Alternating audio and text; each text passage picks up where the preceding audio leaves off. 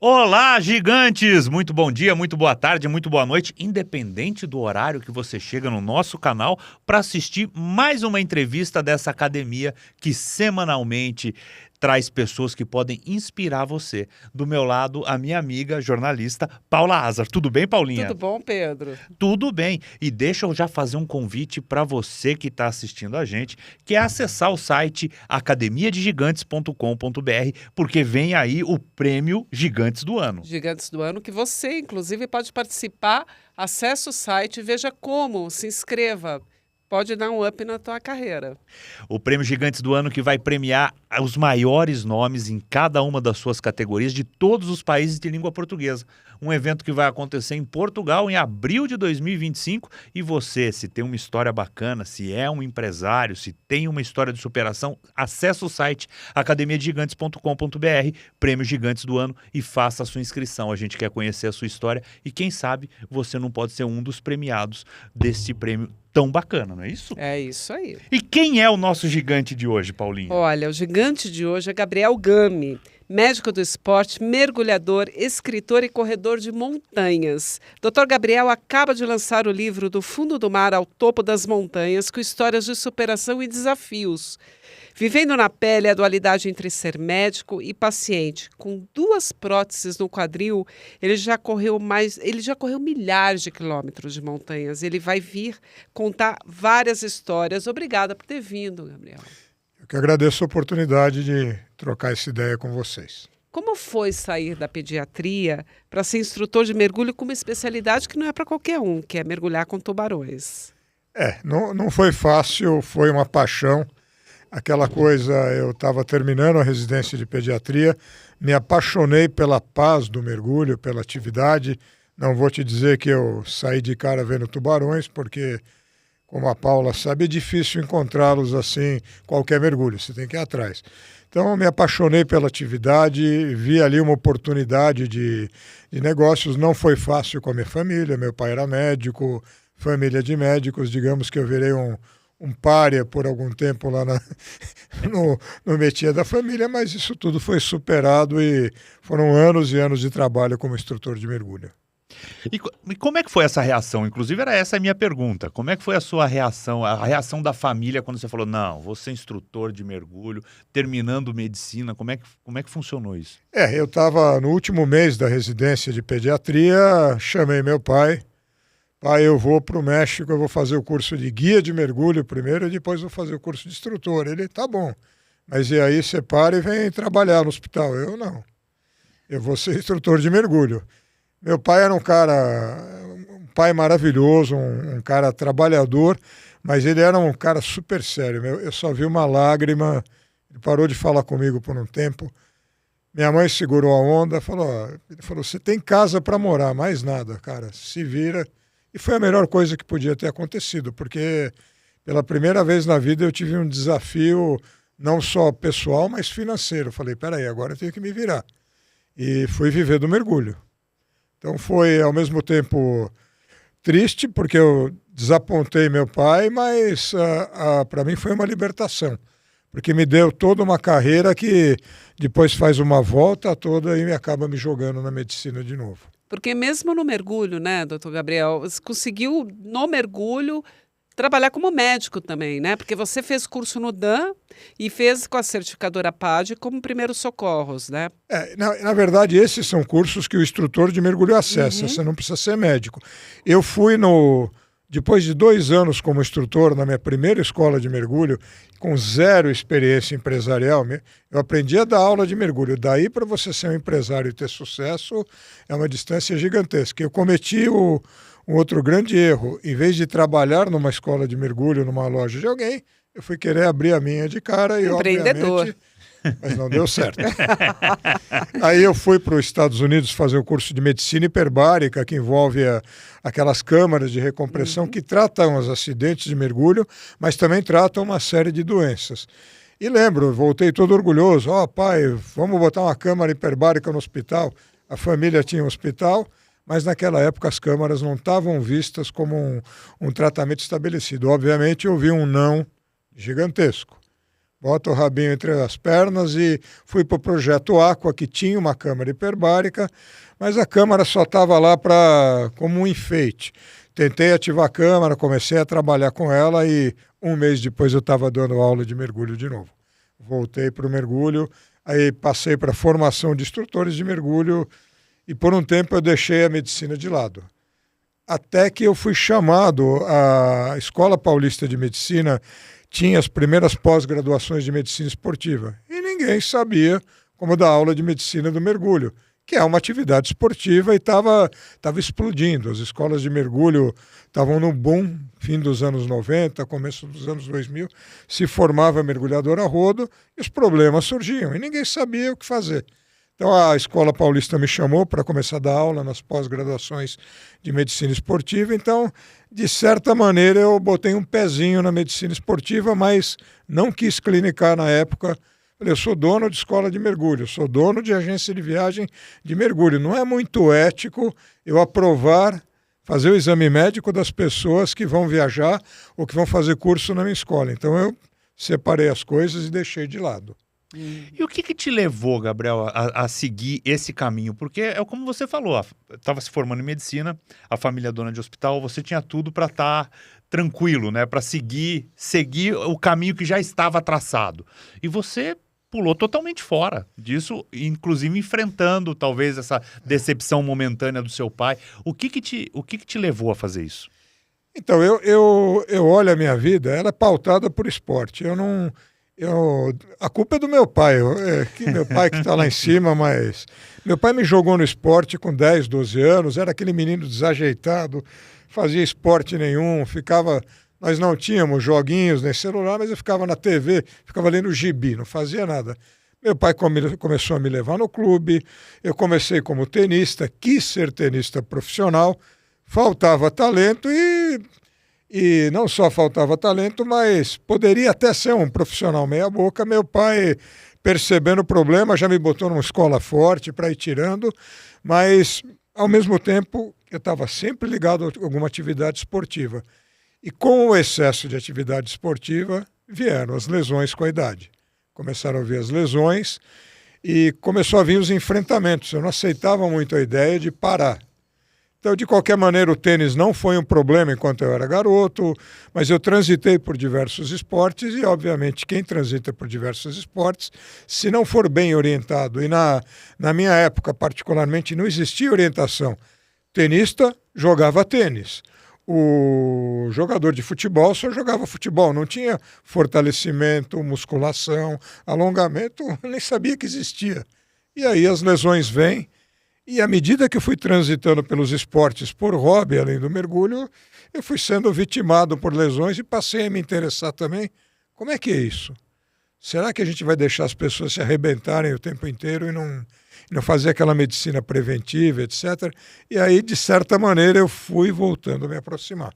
Agora, o que aconteceu para ter colocado 2 próteses? Então, essa é uma pergunta que eu queria ter uma resposta fácil. Eu acredito que foi, em parte, o espelho o mergulho em cavernas, porque você carregava fora d'água 2 cilindros, o equipamento era muito pesado. Eu era aquele tigrão que não aceitava ter alguém carregando equipamento para mim até a boca da caverna. E, em parte, o tênis e o squash, que, sem crítica aos esportes, eu não fazia fortalecimento, eu me matava de jogar e talvez um defeito, embora meu pai não tenha tido nada, foi morrer com 94 anos e 11 meses, sem nenhuma lesão ortopédica importante, e foi esportista. Então eu acho que teve muito a ver com o espelho e o mergulho e com esses esportes de raquete, por eu não fazer o fortalecimento, não prestar atenção no corpo. E quando você recebeu essa notícia de que você ia precisar colocar 2 próteses... Foi uma, a outra veio 10 anos depois. Então você precisava pôr uma que seja, mas de qualquer forma, para um cara que é esportista, isso se transforma num primeiro momento numa limitação. Você recebeu isso e falou, poxa, vou ter que mudar de alguma forma aqui. Como é que você foi encarando esses desafios? Então, eu preferi desafiar isso. Eu fiz a conta, eu sou muito lógico, apesar de... Como todo brasileiro, a gente acaba se emotivando em algumas coisas, em outras eu sou muito lógico. Eu tinha 40 e poucos anos de idade. Eu era extremamente ativo, tinha ainda a escola de mergulho, estava terminando, né, meu negócio com mergulho, mas ainda tinha. Jogava squash que nem um louco, então eu vivia pelo esporte. E vou fazer hidroginástica, nada contra a hidroginástica, mas vou fazer deep running, que você bota um colete e fica correndo na piscina, olhando para azulejo. Isso não vai funcionar para mim. Então fui procurando o primeiro médico que falou, não, você é muito novo, não pode operar. Eu falei, você não vive com a dor que eu vivo. Eu acordo de madrugada urrando de dor no quadril. Como não vou operar que sou muito novo? Fui procurando até um cara que entendeu meu idioma. Falou, olha, não, Gabriel, você vai voltar para a vida esportiva com alguma moderação, mas a prótese vai te devolver a vida. O que você não vai é mais competir em squash, enfim, tênis você só pode jogar dupla. Esse negócio de jogar dupla durou um mês depois que eu voltei a jogar. Eu falei, eu preciso entender qual é o risco. Você vai perder a prótese mais cedo? Enfim, ninguém sabe. E a prótese mais antiga tem 20 anos e continua inteirinha. Então, eu preferi desafiar e olhar até onde eu podia ir com essas coisas. E ser paciente afetou seu ponto de vista como médico? Afetou. Porque eu vejo muito o médico olhar, bom, esse cara colocou uma prótese de quadril, eu preciso defender o procedimento, a prótese. Mas e a cabeça da pessoa? Pois é. E o coração da pessoa? Será que eu vou... É muito fácil você dizer não, não pode... Eu recebo muitos mergulhadores com limitações. É muito difícil dizer não para essa pessoa, porque eu sentei do lado de lá da cadeira. Eu fui um paciente de mergulho, de um monte de coisas, então eu procuro olhar motivos para dizer sim e não para dizer não. Eventualmente você tem que dizer um não. Mas se puder contornar e dar qualidade de vida para o indivíduo, porque afinal de contas, a saúde é o bem-estar físico, mental e social. Você tira a qualidade de vida do cara, você quebra ele. Então, não é não, né? Não é não. Não é não. Não é não. Não é não. Não é não. Agora, existe algum tipo de limitação que a pessoa realmente não possa fazer um esporte, que o médico tenha que falar? Que tipo de limitação? Vou pegar o exemplo do mergulho. Epilético. O epilético não pode mergulhar, porque uma convulsão embaixo d'água vai ser igual a afogamento. Um indivíduo, um cardiopata com doença coronária que não está estabilizado, não pode mergulhar, ele pode infartar na água, isso é um problema. Então, algumas dessas têm solução, outras não. O epilético não tem como. Até porque o oxigênio em alta pressão, quando a gente vai mais fundo no ar, ele pode potencializar uma convulsão. É difícil. Raramente me procuram, porque a escola de mergulho já sabe o que é não mesmo, mas sempre tem as condições borderlines. O asmático, que antigamente não podia mergulhar, hoje depende do asmático, depende do tratamento, e a gente procura fazer o máximo que o indivíduo vá para a atividade. Ou o indivíduo que vai colocar uma prótese de quadril, o médico fala, você não vai mais correr. Eu falo, por quê? Espera aí, procura outro médico. Vamos discutir. Existem riscos? Existem riscos, mas... Existem benefícios? Existem benefícios. Eu não sou o melhor exemplo, fui escolher dentro da corrida, eu fui escolher talvez a mais complicada, mas estou aí e sem problemas há muitos e muitos anos. E essa escolha sua é um desafio pessoal? É uma coisa de vou me provar, mesmo com essa limitação que por um acaso eu tenho hoje? Vou me provar, então já vou escolher a mais difícil e vou mostrar que dá. Se bem que eu acho que mergulho é a mais calma de que ele escolheu até agora. Sim, não tenho dúvida. Realmente é. Não, mas, por exemplo, o montanhismo, com duas... corrida de montanha, me perdoe. Com duas próteses de quadril... Não é pelo desafio. Eu para falar a verdade, eu me envolvi na corrida de montanha acidentalmente. No meu mestrado na Escola Paulista, eu precisava estudar altitude, é o que eu estava estudando. A gente tinha uma câmara de simulação de altitude na Escola Paulista. Aquela cinegrafista médica, Karina Oliani, que esta é montanhista mesmo, sobe Everest e tal, foi levar um grupo para fazer campo base do Everest. Falei, achei meus voluntários. Ela foi excelente, os voluntários não foram, não voltou metade, então o estudo foi para o brejo. E eu precisava de voluntários para estudar altitude. Surgiu uma corrida de montanha no Chile, a corrida começava naquele Hotel Portijo e corria até o Cristo de Aconcagua, 4.000 e poucos metros. Um professor da Escola Paulista, Gabriel, achei seus voluntários. Só que você tem que ir lá estudar. Eu falei, peraí, Eu sou corredor de asfalto, mas vou ficar no Chile lá 3 dias coletando dados e não vou correr? Vamos lá provar o que é. E me encantei com o negócio. Natureza, solidariedade. E altura. E altura. Porque ele gosta de subir ou descer. Gosto. Para falar a verdade, eu gosto. E é curioso, porque o corredor de rua, no fundo, o que você vê numa corrida de rua? Você pode olhar uma cidade, pode olhar alguns marcos, mas no fundo você está vendo o traseiro da pessoa que está na sua frente, nada além disso. E pace, você está olhando para o relógio. Meu pace, quanto que eu vou terminar essa prova, não sei. Na corrida de montanha não tem nada disso. É solidariedade, é óbvio que existe resultado, tem gente que ganha a prova e tal. Você para tirar foto, você para comer seu lanchinho, você vê aquela paisagem maravilhosa, você não vai parar? Desculpa. Para mim não faz sentido. E eu me encantei com a solidariedade, com o visual. Falei, é isso que eu quero numa atividade física para mim. Como o mergulho, no fundo é visual. No fundo é visual. Agora, no mergulho, eu não sei porque na montanha eu nunca corri, nunca fiz esse tipo de corrida. Mas no mergulho a gente sabe que a gente aprende a lidar com os nossos limites. E que se a gente ultrapassar esse limite, a gente corre realmente um risco de vida. Eu tive 2 acidentes de mergulho, não sei se Gabriel chegou a ter algum acidente de mergulho, mas a gente sabe que o nosso limite vai até ali e se a gente passar, a gente corre o risco de realmente não voltar. Como médico do esporte, eu acho que o médico, ele naturalmente vai falar para o seu paciente que ele tem um limite, mas quando os esportistas estão se predispondo a fazer um esporte, ele tem que descobrir o limite dele. Você acha que essas escolas, operadores de mergulho ou escolas de montanha, enfim, quem trabalha com isso, ele tem essa predisposição de falar, olha, aluno, não ultrapasse daqui porque você corre risco de vida.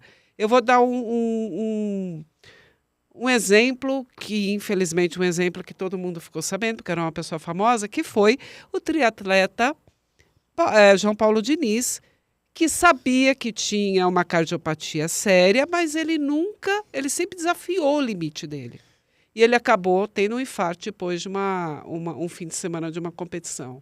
Então, deixa eu começar pelo João Paulo e depois a gente vai para as operadoras de turismo. O João Paulo, embora a cardiomiopatia hipertrófica, a doença que ele tinha, fosse bastante limitante, ele não seguia esses limites, ele tinha alguma orientação do cardiologista. E eu, como pessoa, não como médico, entendo ele completamente. Não, eu não estou criticando ele. Eu estou falando assim, ele sabia que ele tinha esse limite, mas... Foi a mesma condição clínica que matou o Serginho, aquele jogador de São Caetano, que foi... Um médico falou, você não pode mais jogar futebol profissionalmente. E aí a equipe de futebol não deu muita bola e nem ele. Eu entendo o lado, o cara cuidava da família e tudo, mas corria um risco sério. O João Paulo também. Mas quem sou eu para julgar que tipo de orientação ele tinha, que tipo de medicação ele usava? Como pessoa, eu não posso criticar de jeito nenhum. Eu não sei se eu teria feito uma escolha diferente. Saberia risco, tem coisas que você pode fazer, coisas que você não pode. Agora, voltando para o mergulho e para as corridas de montanha, montanhismo eu posso falar pouco, eu transitei um pouco, mas não tenho toda a experiência. Eu vejo gente muito séria e, obviamente, todo o mercado também tem seus picaretas, mas particularmente no mergulho eu vejo profissionais muito sérios, tanto que se você fizer uma pesquisa... Quais academias têm um desfibrilador? Aquele equipamento de emergência, que se alguém tiver uma parada cardíaca, eu vou lá, colo os negócios no peito do indivíduo, dou um choque, deveria ser obrigatório. A maioria das escolas tem. E nós estamos falando de negócios pequenos. Sim. Então, tem oxigênio, tem desfibrilador. As empresas que eu faço são as assessorias de corrida de montanha. Todo o treino eles dão orientação, eles falam de limite, eles procuram deixar você... Escuta, seu nível de corrida é esse, vamos até tal ponto, vai ter um guia na frente e vai ter um guia atrás sempre, como no mergulho. Agora, existe o imponderável é olhar o que está passando na cachola do indivíduo que está fazendo a atividade. Exatamente. Será que ele vai seguir a orientação? É muito fácil desaparecer no mergulho. Felizmente, isso não acontece. Ou ter um pânico, né? Já vi pânicos. Mas eu vou te dar uma estatística. Metade das raríssimas mortes que acontecem no mergulho A causa é clínica, doença cardiovascular não diagnosticada. Porque isso sim é uma falha. Eu vivo dizendo isso para as escolas de mergulho, agências certificadoras também, eu falei, o exame médico devia ser anual, e particularmente depois de uma certa idade. Você tirou sua carteirinha de mergulho, nunca mais vão te pedir um exame médico. Enquanto você não fizer um nível profissionalizante, não vão te pedir. E mesmo a nível profissional, quando você se torna guia de mergulho é um exame médico, quando se torna instrutor é outro exame e depois não tem mais.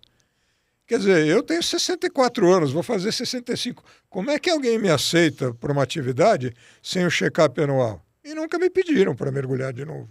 E quais os cuidados, doutor, que quem quer mergulhar, por exemplo, tem que tomar para começar com isso? Não, eu vou expandir. Quem quer fazer esporte. Okay. No mergulho, obviamente, é bom você passar por um check-up clínico com um médico que entenda de mergulho. Senão ele vai comer bola. Vem lá, as escolas mandam para o médico diretrizes para o exame médico para o mergulho. Adivinha se o médico lê? A maioria nem olha. Já fala um não ou fala sim da cabeça dele. E aí eu agradeço porque o paciente vem cair no meu consultório. Ouvi falar que o Gabriel sabe do que está falando. É óbvio, fui instrutor de mergulho, tive a formação de medicina hiperbárica, formamos residentes na Escola Paulista de Medicina e eles têm pelo menos esse mínimo de formação de saber o que pode e o que não pode. Mas eu estava falando do exame, então existem diretrizes, mas o médico não olha, e o paciente não se conscientiza da importância de fazer o exame clínico. Também na atividade física, se você olhar o indivíduo que vai correr no Ibirapuera, ele compra um par de tênis e um abraço. Algumas assessorias eu já vi. Cadê o exame médico? Ah, não tem? Não vem. Tem outras que não. Então, sei lá. Porque ficam nas operadoras de você assinar um termo que você é o responsável pela tua vida e tá tudo certo. Mas então, e aí? E aí, sendo crítico, entendendo o lado das operadoras, uma vez eu fui dono de escola, eu recebi o atestado médico do paciente assinado pelo ginecologista. Eu não tenho nada contra o ginecologista, mas eu tenho minhas dúvidas se aquele ginecologista, nesse caso a paciente era uma asmática séria. A mulher no meio do curso puxou uma bombinha lá e o instrutor correu para minha sala. Eu era o dono da escola. A moça puxou uma bomba estava tendo um broncoespasmo, uma crise de asma na sala de aula. Falei, chama ela para conversar comigo, vamos devolver o dinheiro. Aqui, enquanto você não me explicar o que aconteceu, não, eu tenho asma, você não pode mergulhar. Mas o médico aprovou. Falei, mas olha, é direito da escola recusar. A gente recusou a paciente. O médico ligou xingando, tudo. Quais são os erros mais comuns que os atletas cometem em relação à saúde? E como você orienta eles para que eles evitem uma lesão, enfim, que tenha alguma complicação no meio de um curso? Vamos partir do que é muito grave para o que não é grave, mas podia ter sido resolvido facilmente. O que é grave? Por não fazer check-up anual e porque as pessoas envelhecem, a gente vê muito as causas cardiovasculares e o cara não tem a vaga ideia. Você pode pegar um indivíduo com 90% de obstrução de uma artéria no coração e ele não percebe. Outro dia, um atleta, o cara é campeão mundial de Ultraman, são ultramaratonas, ex-campeão, sei lá. Ele percebeu que ele não estava conseguindo correr, enfim, foi para o check-up direto colocar stent, desobstrução. E estamos falando de um atleta magérrimo, cara hipercondicionado, que você nunca vai dizer a olhos nus que ele vai ter doença. Então, o check-up anual pode te salvar de uma série de condições, pode prevenir uma série de problemas. E aí vamos para os problemas dos atletas que excedem, então as dores na coluna. Coluna é uma queixa muito comum no tenista, no corredor, enfim. Eu acho que não tem um esporte que a coluna... Hoje em dia no beach tênis, o beach tênis está numa super moda e quase sempre a solução é tão simples. Chama-se academia, fortalecimento.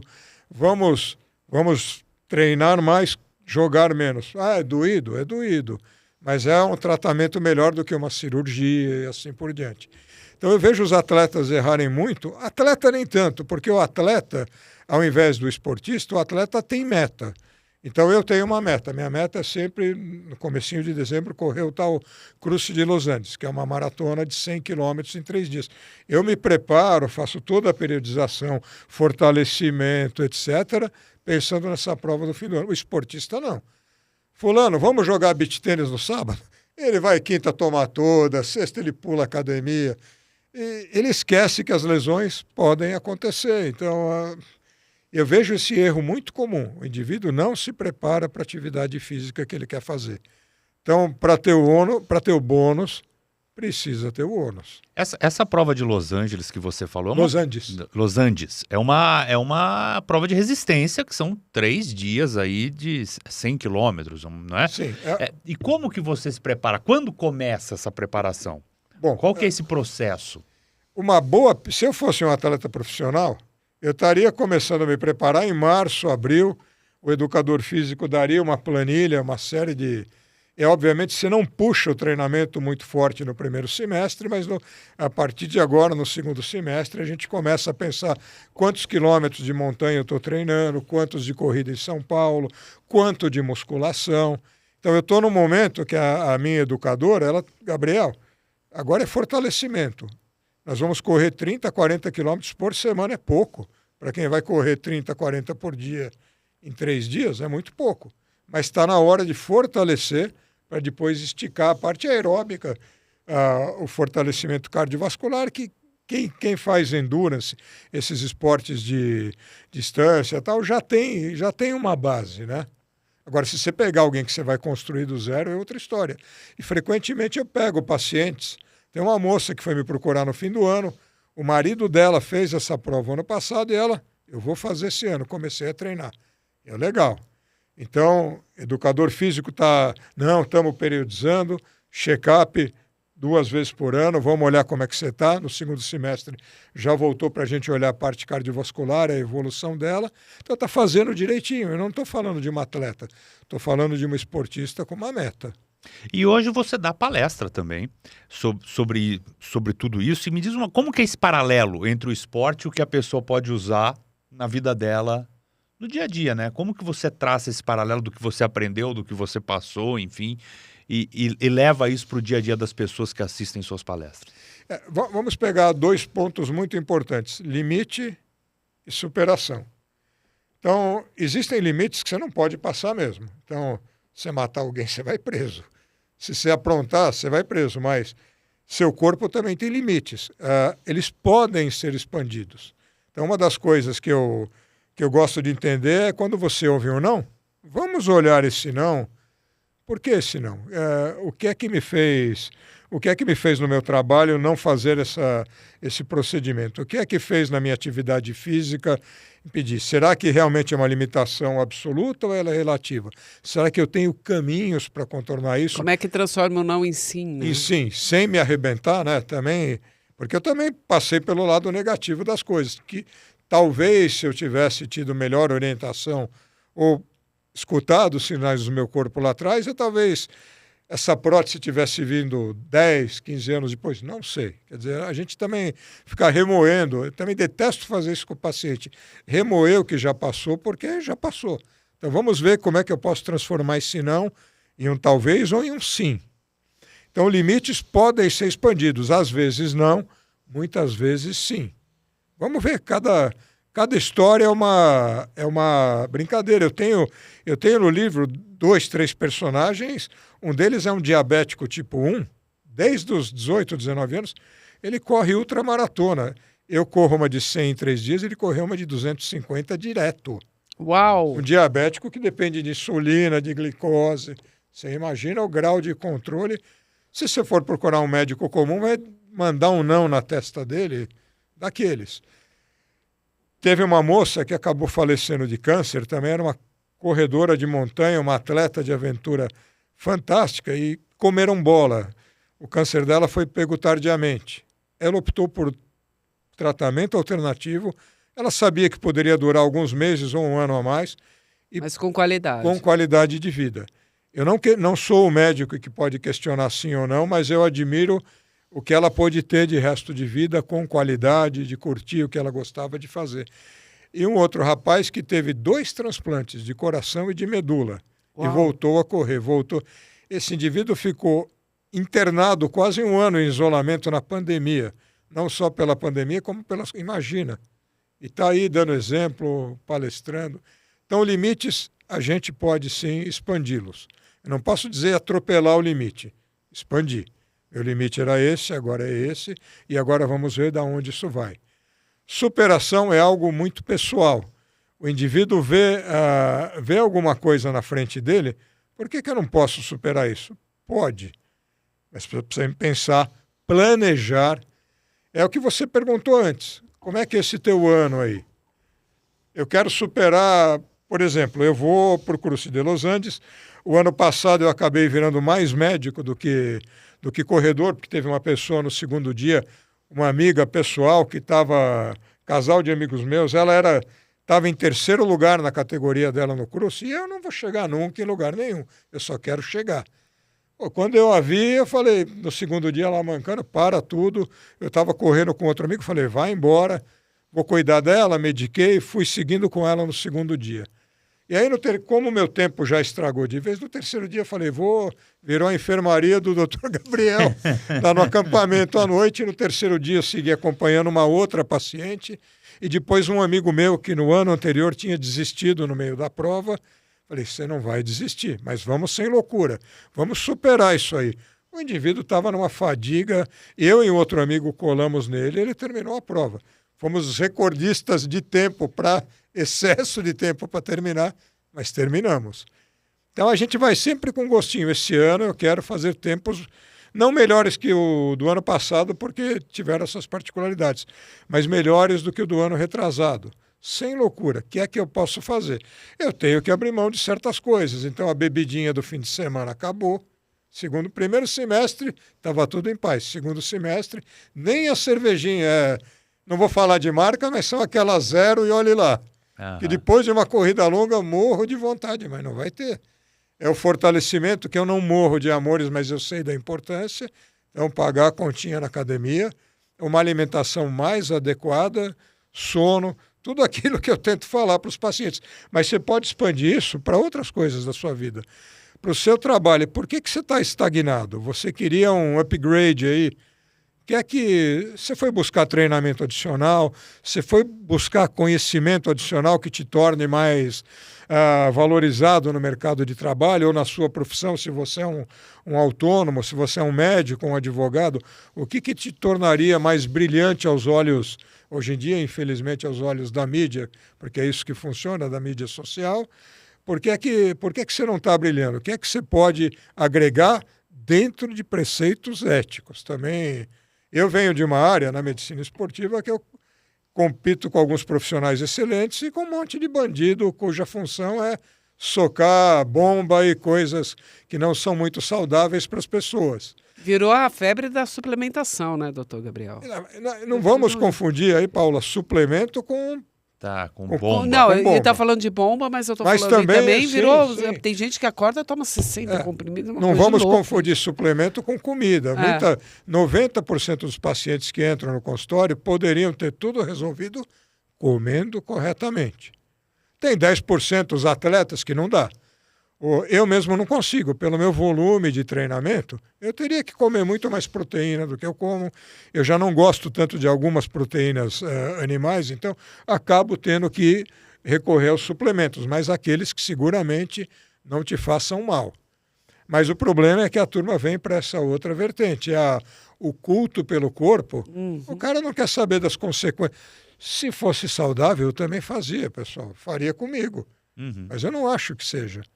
E quem defende isso, honestamente, precisa pensar no tal julgamento de Hipócrates e tal. O que você está fazendo? Está fazendo bem para o seu bolso e não para o paciente.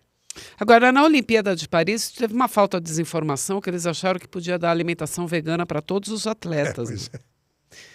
E o que é uma falta de informação aliada com o politicamente correto, né? Que a alimentação vegana e coisa e tal. Quais as consequências que isso pode se transformar numa competição, por exemplo? Então, primeiro erro aí, você não pode tirar a rotina de um indivíduo. Sim. Ele está acostumado Vamos pegar o exemplo de um halterofilista, no levantamento de peso. O cara come não sei quantos ovos e não sei quantos bifes por dia. Você vai chegar 10 dias antes da prova, ele está alojado lá e vai comer matinho, você vai matar o cara. Ele não está acostumado com aquilo. E mesmo o vegano, o atleta vegano, tem uma série de coisas que ele precisa suplementar. Sim. Então o vegano acaba tendo que suplementar sob orientação. Você não pode transformar alguém no que ele não é na porrada. E o resultado disso não é bacana. É uma imposição, acho muito bonito do ponto de vista político, mas é péssimo do ponto de vista de performance esportiva. Então foi um dos erros que a gente viu na Olimpíada, bravo. Você como médico, doutor, você cuida do corpo das pessoas e também, vendo a limitação das pessoas, qual é o percentual que a mente da pessoa tem de poder sobre ajudar a pessoa a superar esses desafios? Ou limitar. Ou limitar. A mente da pessoa significa quanto num processo desse? De acreditar que pode, de acreditar que não pode? No resultado? Sim. Pelo menos 80%. Se ela não acredita, o negócio, eu garanto para vocês que não vai sair da estaca zero. Eu acabo lidando muito com emagrecimento. E emagrecimento, quem tiver a pílula mágica, hoje em dia a injeção mágica, vai ganhar o Oscar, não sei, vai ganhar o Nobel. Vai virar dono do mundo, vamos falar. Mas não existe pílula mágica. Existem as bengalas que a gente pode ajudar o indivíduo, mas ele tem que ter uma mudança e ele precisa querer. Se ele não quer, se ele não acredita que ele pode mudar, se ele não acredita que essa mudança de comportamento vai trazer benefícios para ele, o resultado é muito ruim. Eu tenho um casal que a esposa toda estimulada por emagrecimento, atividade física, seguiu tudo que eu falei e trouxe o marido na porrada. Mas eu falei, isso não vai dar certo. Só faltou ele entrar no consultório pela orelha. Assim, mas é sempre a mulher que leva o marido para o consultório médico, né? Pois é, ele levou na marra. E esse indivíduo tem algumas questões que ele precisa resolver, mas ele foi muito honesto. Falou, doutor, posso ser atendido sozinho? Eu falei, claro, a consulta é sua, você pode falar o que você quiser, vou até fazer o check-up, mas eu não vou seguir nada do que o senhor vai dizer. Então não perca seu tempo. Eu falei, eu vou fazer minha obrigação, se você vai fazer ou não. Então ele já foi não acreditando, é muito difícil. Então se você tem metas, por exemplo, de saúde corporal, de longevidade, todo mundo me pergunta, é curioso, porque internamente eu não sou o cara mais conservado do mundo. Eu tenho 2 próteses de quadril. Você costuma ver a vovozinha, o vovozinho do cara com a prótese, não um cara da minha idade. Mas todo mundo acha que eu não tenho a minha idade. Mas que não estagnou, né? Não, estagnou porque é uma peça mecânica, graças a Deus. Eu digo, mas que faz corrida de montanha, né? É uma pessoa que ficou parada. Não. Então, todo mundo fala, mas não é possível, você tem 65 anos e você corre com as 2 próteses, então acaba sendo um exemplo de limites expandidos. Mas eu falo, se eu posso, por que você não pode? Você não tem 2 próteses de quadril, você não tem uma limitação clínica, ou se você tem, vamos corrigir. Então, muitas vezes eu acabo errando, eu acabo me incomodando com o paciente. E nessa hora eu vejo, Gabriel, não exagera, muitas vezes o bom é muito melhor que o ótimo, porque o cara não vai atingir o ótimo, o bom é suficiente. Se você andar, aquele indivíduo que é totalmente inativo, andar 5.000 passos por dia é um milagre. Ele já vai estar fazendo um tremendo bem-estar para a saúde dele. Então eu não posso pedir para esse indivíduo ir para a academia 3 vezes por semana, que a Organização Mundial de Saúde, a American College of Sports Medicine, diz. Para boa saúde você precisa de 150 minutos de aeróbico pelo menos e 2 sessões de fortalecimento, seja academia, pilates, funcional, o que quer que você faça. Nem sempre é possível. Mas você fala para aquele indivíduo, levante no seu trabalho várias vezes, vai pegar um copo d'água, dê passos, suba de escada, comece a usar o reloginho ou o celular para contar passos. E funciona. E aí o indivíduo vem meses depois, poxa, eu perdi 2 quilos. Esse cara precisava perder 8, mas eu tenho que dar os parabéns, porque ele já perdeu 2. Não é porque ele só perdeu 2, ele já perdeu 2. Vamos abordar de outra maneira isso. E por que você acha que as pessoas entram nessa zona de conforto e usam essas desculpas? Porque você mostrou aqui histórias de pessoas que se superaram com dificuldades muito maiores, que inclusive está no seu livro, inclusive a tua história também é uma de superação. Por que a pessoa usa como desculpa, às vezes, uma coisa muito menor, né? Ah, não, hoje tem uma nuvem ali, não vou me mexer e tal. Então, uma das coisas que que eu imagino é a frustração de não ter o resultado. Então, para não ter a frustração de não ter resultado, eu prefiro nem fazer. Então, por que eu vou me meter a fazer musculação 3 vezes por semana se eu sei que daqui a um mês eu vou largar? Ou por que eu vou entrar nessa dieta se eu sei que eu não vou emagrecer? A pessoa tem medo de lutar por aquilo. As coisas não vêm fáceis na vida. Se as coisas fossem fáceis, era muito tranquilo. Não posso prometer milagres. E mesmo os milagres químicos da medicina são temporários. Hoje, poderia falar que no emagrecimento, 90% das pessoas acabam usando a tal injeçãozinha. Aí eu não vou ficar em marca, até porque existe mais de uma marca, e as pessoas, infelizmente, acabam fazendo sem orientação nenhuma. Funciona? Funciona. Temporariamente. Tem riscos? Tem riscos. Tem um rebote, né? E depois que a pessoa para, se ela não mudou os hábitos, vai voltar tudo. Então tudo é hábito, né, doutor? Tudo é hábito, a mudança, e é difícil, não é fácil. Não, não é. Você acha que a gente está muito mais focado, por exemplo, no resultado do que no processo? Porque todo mundo hoje tem essa urgência, né? Você quer estar com o corpo trincado, mas você não quer ir todo dia para academia. Você quer cortar esse caminho. Então, que tal as pessoas gostarem do processo e não do resultado final apenas? É uma coisa que eu coloquei até no meio do livro, uma foto lá no Cruce de Los Andes, falando sobre montanhas. Então, toda vez que eu chego no cume uma montanha, eu descobri que tem uma mais bonita, mais alta para ser escalada. Mas em vez de pensar na meta como aquele cume, enjoy the ride, aproveite a caminhada da sua vida. Sim, é. Aproveite aquele processo. Não vai para a academia como alguém que está indo levando porrada. Vai, pô, eu vou feliz, vou encontrar gente, vou estar mais forte, vou estar mais saudável. Ou, nossa, eu vou comer esse monte de mato. Tem salada tão gostosa, quer dizer, tem tantas receitas boas aí para você fazer. É cultural às vezes, né, doutor Pois é. Gabriel? Mas hoje em dia não tem mais outdoor, hoje é no celular. É tanta porcaria e falta aquela coisa da coisa saudável, gostosa. Então, trate de aproveitar a caminhada e não pensar só no resultado final. Para mim, resultado final do Cruce, essa prova, eu sempre bato nessa tecla, é terminá-la feliz, sem lesões. Eu tive muito azar nas minhas primeiras. No meu primeiro Cruce de Los Andes, eu vou para o 3º seguido. Meu pai faleceu 10 dias antes.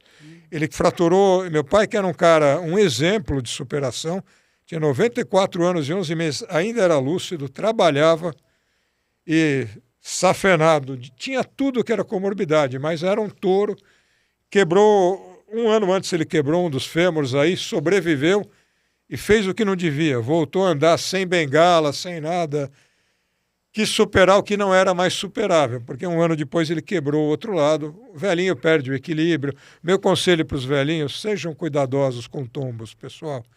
Tombo é perigoso no velhinho. E aí ele não escutou o fisioterapeuta, quebrou outro lado e 10 dias antes ele quebrou, ficou 10 dias na UTI, eu fiquei com ele.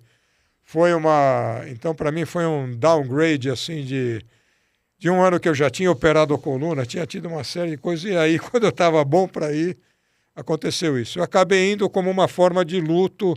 Foi uma maneira de eu me conjurar com meu pai, que foi o grande estímulo para mim na atividade esportiva. Eu falei, é a maneira de eu estar mais próximo dele. Mas eu não fiz uma prova muito bem feita. E no ano seguinte fui cuidar de pacientes. Então, todo ano vem um desafio novo, vem uma meta nova. As pessoas podem botar isso na frente, sim. Desculpa. Não, vai lá. Entender seus limites pode fazer você chegar mais longe? Pode. Porque entendendo limites, você programa melhor as coisas. Você não vai na loucura. O Gabriel supera limites, sem loucura. Falar que eu sou um bom corredor de subidas e sou um péssimo corredor em descidas, porque quem tem as próteses... Descer, né? Além da descida não ser fácil, eu não tenho mais o equilíbrio que uma pessoa que não tem próteses tem. Nosso corpo depende da transmissão do impulso nervoso até a cabeça. E eu tenho uma interrupção aqui dos dois lados, não é natural. Então eu sou mais desequilibrado. Mas não é por isso que eu vou me largar numa descida que nem um louco. Então eu tenho meus limites, eu melhoro. Onde é que eu posso melhorar meu tempo de corrida de montanha? É na subida. Porque na descida está estabelecido que eu não vou fazer loucura. Então o indivíduo programa aquilo. Como é que você pode melhorar no seu trabalho? Vou começar a trabalhar até 10 da noite? Péssima ideia. você vai dormir mal. A gente sabe que o sono é reparador. Esse é um grande erro dos esportistas e das pessoas no dia a dia. Não dormir adequadamente, não procurar a higiene do sono. Aquela maquininha pequena que todo mundo tem no bolso aterrorizou o sono das pessoas. O que é um sono perfeito, doutor Gabriel? Então, primeira coisa, cada pessoa tem quantas horas precisa dormir. A reparação para algumas pessoas é diferente para as outras.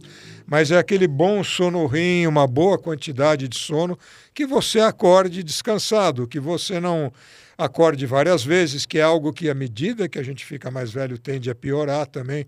Então, pega o indivíduo mais velhinho, no caso, mesmo a mulher começa a ter problema para urinar de madrugada. Se você for urinar só e voltar e dormir, não tem problema. Só que algumas pessoas vão fazer o xixizinho da madrugada e o que acontece? Não dorme mais. Aí faz o segundo erro, pega o celular. Acabou. Dedinho. Dedinho. Pegou o celular. Pelo amor de Deus, leia um livro com a luzinha antiga do abajur da vovozinha, que você sofria. Isso ajuda a dormir, fazer a higiene do sono. As pessoas não fazem. Estão plugadas na TV ou estão plugadas no celular e acham que o nosso cérebro tem um switch. Pum, vou desmaiar e dormir. E aí acabam abusando dos remédios para dormir. Felizmente, agora a Anvisa resolveu que, acho que esse mês, em agosto, o tal do Zolpidem e outro similar vão ser só tarja preta na mão dos profissionais habilitados. Porque as pessoas estão abusando muito com os remédios para Então, dormir, né? Alguns desses, remédio para dormir sob orientação médica do especialista, ok. Mas pegar, por exemplo, o tal do Stilnox.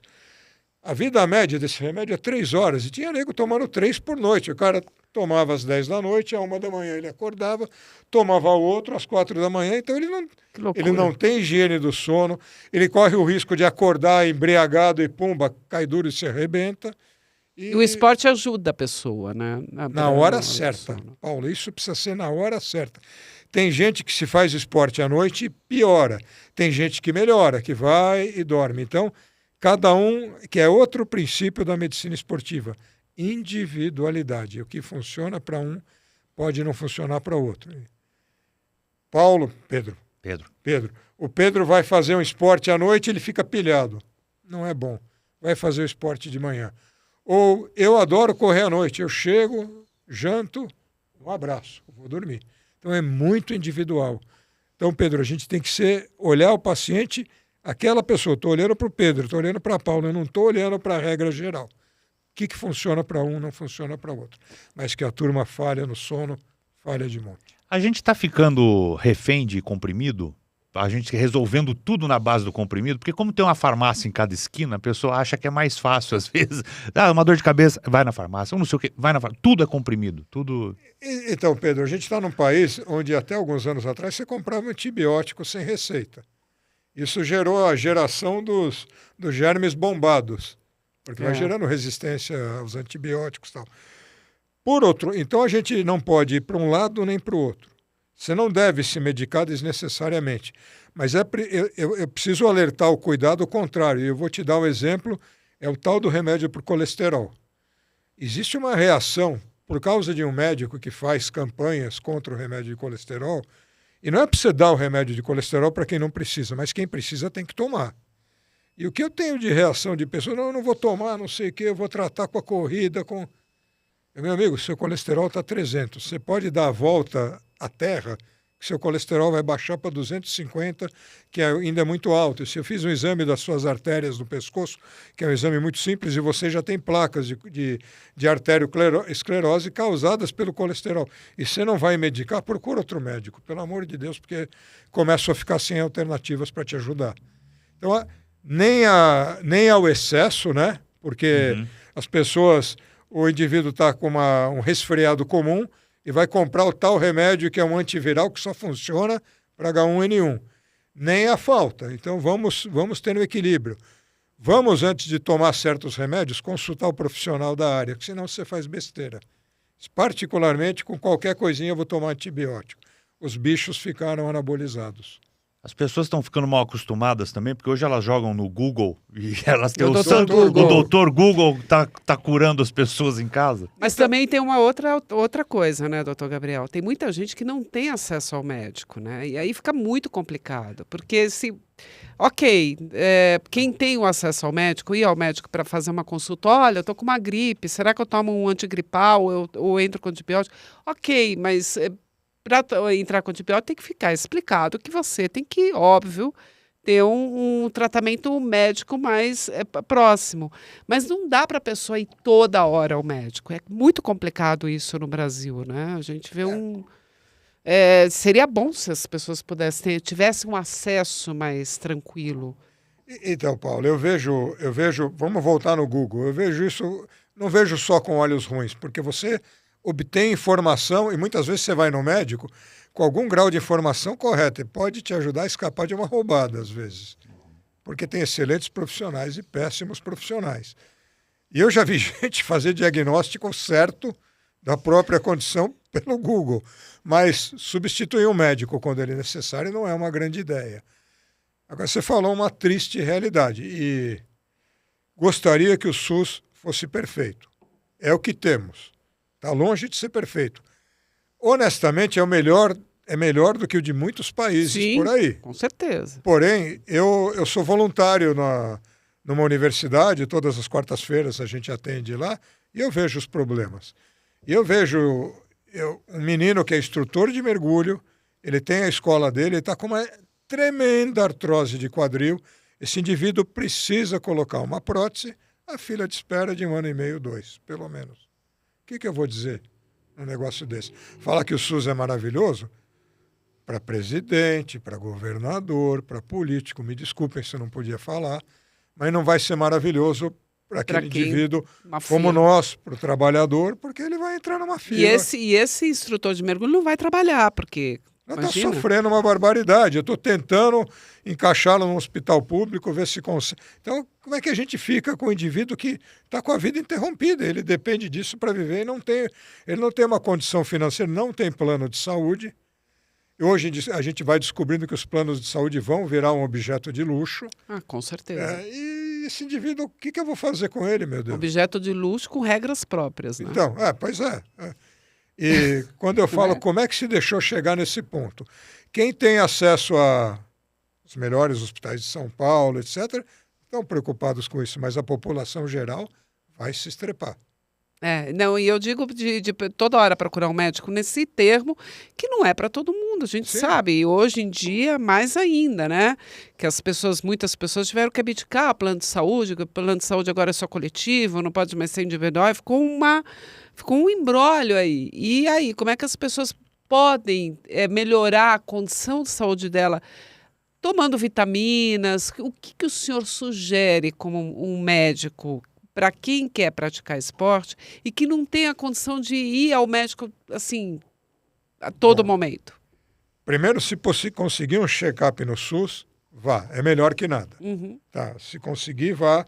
Tem os postos de saúde e tal, algum atendimento tem, fazer um check-up mínimo. Vitamina não adianta, é alimentação. Você quer tomar vitamina sob orientação médica, porque alguma vitamina está alterada no seu sangue?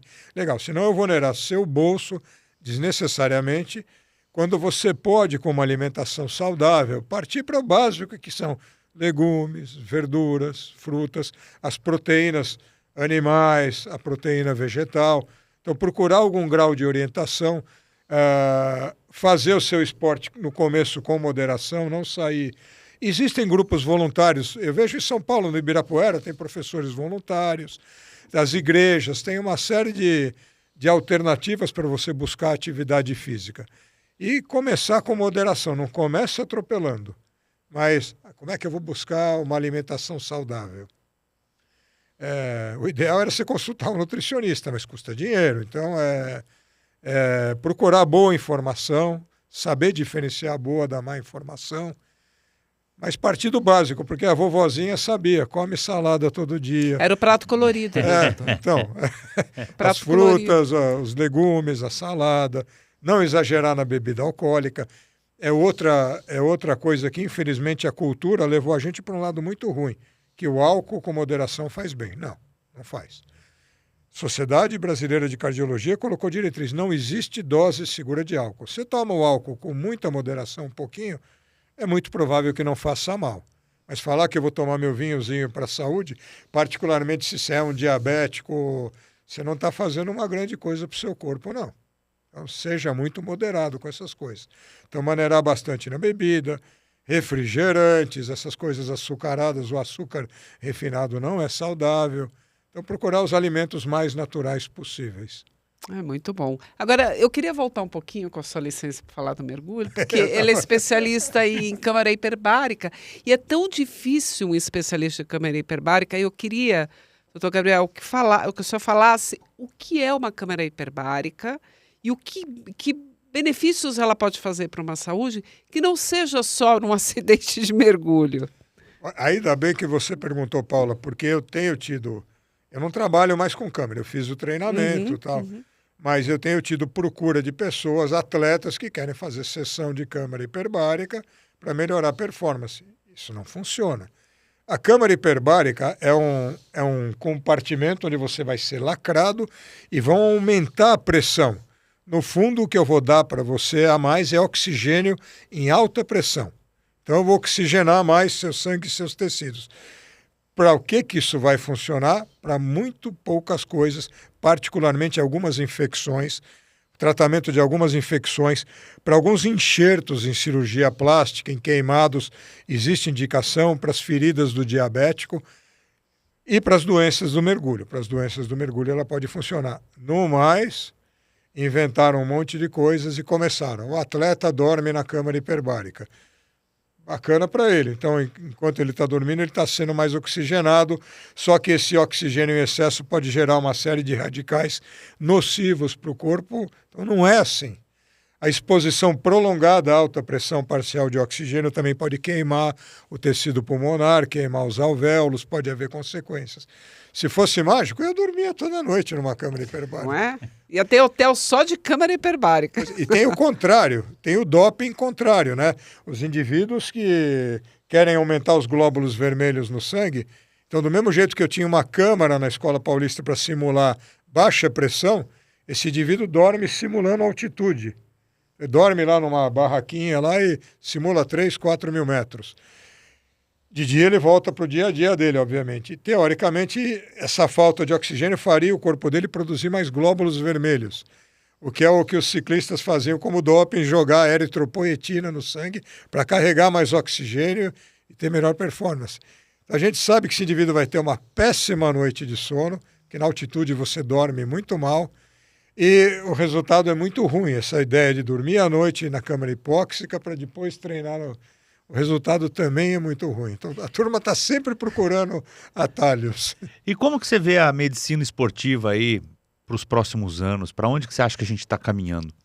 Então, a primeira coisa é procurar individualizar as atividades, porque a medicina esportiva no Brasil nasceu em...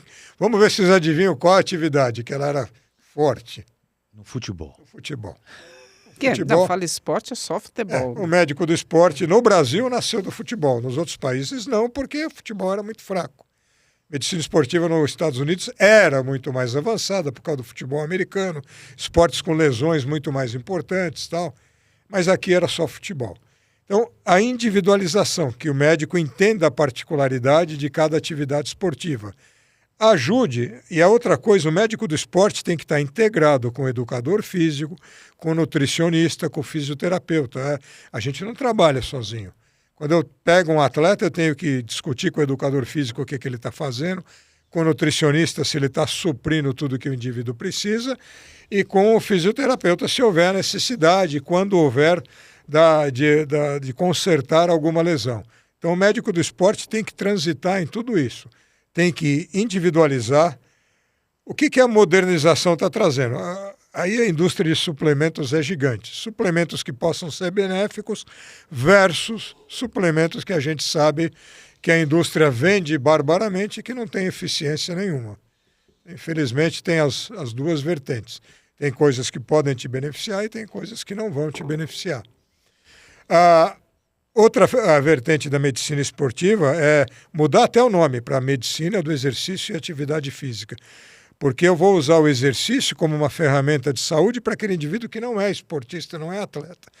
Então, aquele indivíduo que chega na minha idade, começa a ver a perda muscular, a tal da sarcopenia. O que eu faço? Que tal começar a fazer exercício? Que tal começar a comer melhor? Vamos mudar um pouco seus hábitos. Então, a medicina do exercício e de atividade física é um nome muito mais inclusivo do que medicina esportiva. A placa daquele cara diz medicina esportiva. Eu não vou lá porque eu não sou esportista. É isso mesmo.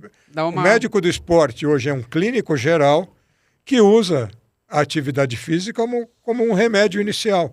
Então eu pego um indivíduo que é um pré-diabético no início da condição, muitas vezes eu corrijo aquilo com atividade física. Pego um indivíduo que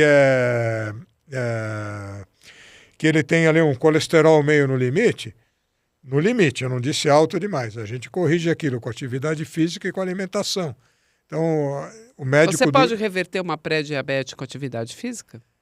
Depende. Se a causa da pré-diabetes é a inatividade e o sobrepeso, sem sombra de dúvida. Mesmo o diabético melhora. Não é que ele vai parar o remédio, de jeito nenhum. Mas muitas vezes ele diminui a quantidade de medicação, ele controla melhor o diabetes. Mas aí, Paulo, entenda que eu sou... tem muito médico, não existe pré-doença. Não existe enquanto não tiver um parente dele pré-doente. Existe sim. O pré-diabetes, no fundo, é o diabetes. Então, aquele indivíduo que está com a glicemia, com o açúcar dele batendo na trave o tempo inteiro, ele já está tendo consequências silenciosas do diabetes. Então, as artérias dele começam a ser lesionadas, a doença dos nervos. Esse indivíduo já tinha que estar sendo tratado, seja com exercício ou seja com exercício e medicação. Então, eu sou contra essa história de falar que a pré-doença não existe. E tem um médico muito famoso que cismou de falar mal das pré-doenças. Entretanto, ele é um pré-doente e eu sei que ele se medica. Quem que é o foco, quem que é o público das tuas palestras, doutor? Então, atletas, gente que não acredita que eu faço isso, que fala, esse cara é um maluco, não sei o quê, vamos ouvir. Pessoas, acho que a gente tem que entender que o profissional liberal ou empresário, então, ele procura olhar quem é minha equipe, como é que eu posso motivar a minha equipe. Tem um maluco aqui que corre em montanha e tem 2 próteses de quadril. Por que você não pode melhorar, procurar programas, procurar melhorar o teu trabalho na minha empresa? Então, eu acho que vai muito nessa pecha, assim. Por que se esse cara fez, por que eu não posso? Eu acho que, então, tem diversas áreas, recebo É o lance muito, do limite da superação mesmo. do limite da superação. Não é só... É óbvio que o atleta me enxerga com olhos diferentes. Ou ele e ele precisa de... Ou ele gosta de ouvir história. Eu também adoro ouvir história de superação.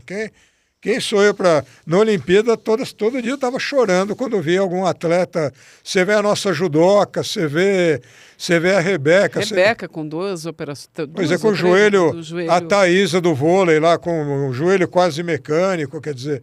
Então, você vê nesses atletas a força de vontade, e aí você der a vontade de passar para diversas áreas da sua vida. Então, hoje em dia nós temos uma doença muito importante silenciosa, chamada depressão.